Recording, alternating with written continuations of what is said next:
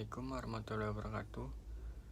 Perkenalkan, nama saya Dimas Maulana Putra dari kelas 5C dengan NPM 1910 6310 431 dengan prodi pendidikan luar sekolah. Tujuan saya membuat video ini adalah untuk memenuhi tugas UAS dari Ibu Ika Rizky Melia SPD MPD dengan judul komponen isi atau materi dalam pembelajaran. Selanjutnya, materi yang ingin saya bahas yaitu tentang pengertian. Materi pembelajaran pada dasarnya adalah isi dari kurikulum, yakni berupa mata pelajaran atau bidang studi, topik atau subtopik, dan rinciannya. Secara umum, isi kurikulum itu dapat dipilih menjadi 3 unsur utama, yaitu logika, pengetahuan tentang benar salah berdasarkan prosedur keilmuan. Yang kedua ada etika, pengetahuan tentang baik buruk berupa muatan nilai moral. Dan yang ketiga atau yang terakhir, pengetahuan tentang indah jelek berupa nilai seni. Sedangkan bila memilahnya berdasarkan taksonomi Bloom dan kawan-kawan, bahan pembelajaran itu berupa kognitif, pengetahuan, afektif, sikap atau nilai, dan psikomotorik atau keterampilan. Selanjutnya, materi yang ingin saya sampaikan yaitu tentang 6 kategori isi atau materi kurikulum atau pembelajaran. Yang pertama ada fakta, yang kedua ada konsep atau teori, yang ketiga ada prinsip, yang keempat ada proses, yang kelima ada nilai, dan yang terakhir ada keterampilan. Untuk lebih jelas, saya akan menjelaskan satu persatu. Fakta adalah sesuatu yang telah terjadi atau telah dialami, bisa berupa objek atau keadaan tentang sesuatu hal. Yang kedua, konsep atau teori adalah suatu ide atau gagasan atau suatu pengertian umum, suatu set atau sistem pernyataan yang menjelaskan serangkaian fakta di mana pernyataan tersebut harus memadukan universal dan meramalkan. Yang ketiga ada prinsip. Prinsip merupakan suatu aturan atau kaidah untuk melakukan sesuatu atau kebenaran dasar sebagai titik tolak untuk berpikir. Yang keempat ada proses, adalah serangkaian gerakan, perubahan, perkembangan, atau suatu cara untuk melakukan kegiatan secara operasional. Yang kelima ada nilai. Nilai adalah suatu pola, ukuran, norma, atau suatu tipe atau model. Ia berkaitan dengan pengetahuan atas kebenaran yang bersifat umum. Yang terakhir atau yang keenam, keterampilan adalah suatu kemampuan untuk berbuat sesuatu baik dalam pengertian fisik maupun mental. Tugas guru di sini adalah memilih dan mengembangkan bahan pembelajaran. Dalam memilih bahan pembelajaran, guru dapat mempertimbangkan kriteria sebagai berikut. Yang pertama ada relevansi atau secara psikologis dan sosiologis. Yang kedua ada kompleksitas. Yang ketiga ada rasional atau ilmiah. Yang keempat ada fungsional.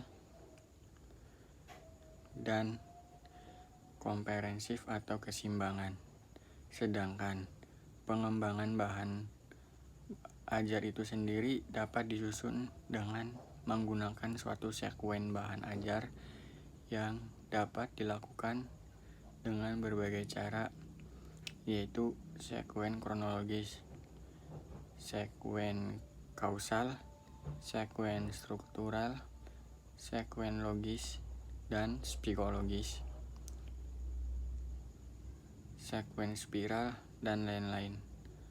Atau lebih rinci bisa dilihat dalam buku Sukma Dinata 1997.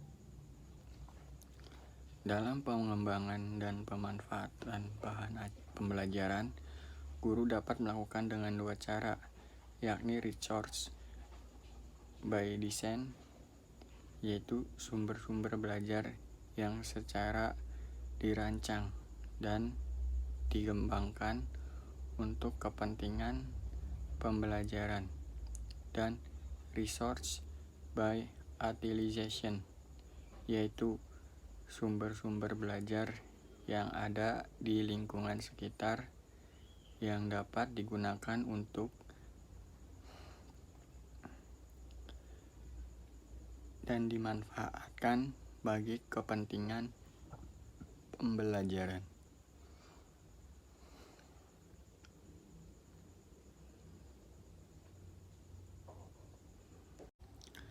Selanjutnya, materi yang ingin saya jelaskan adalah tentang pendapat para ahli tentang materi pembelajaran. Yang pertama ada menurut Wina Putra tahun 2007 dalam makalah UMM. Materi pembelajaran adalah segala sesuatu yang dibahas dalam pembelajaran dalam rangka membangun proses belajar, antara lain membahas materi dan melakukan pengalaman belajar sehingga tujuan pembelajaran dapat dicapai secara optimal. Selanjutnya yang kedua ada menurut Hermawan tahun 2008. Materi merupakan komponen terpenting kedua dalam pembelajaran yang menemukan tercapainya suatu tujuan dalam pembelajaran. Materi pembelajaran dapat meliputi fakta-fakta, observasi, data, persepsi, penginderaan, pemecahan masalah yang berasal dari pikiran manusia dan pengalaman yang diatur dan diorganisasikan dalam bentuk berupa fakta-fakta, gagasan atau ide, konsep,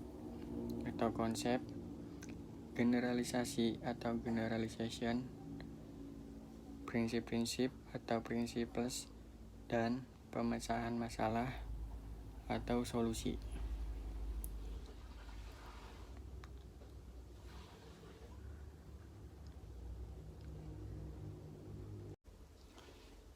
Ya, hanya itu saja materi yang bisa saya sampaikan.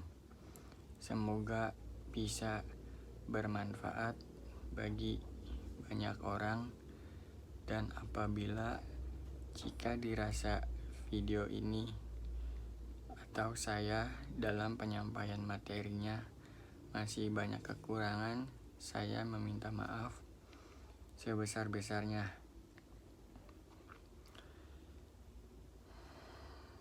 Sebelum saya akhiri video ini, saya sekali lagi ucapkan terima kasih, dan akhir kata saya ucapkan wabillahi taufik wal hidayah. Wassalamualaikum warahmatullahi wabarakatuh.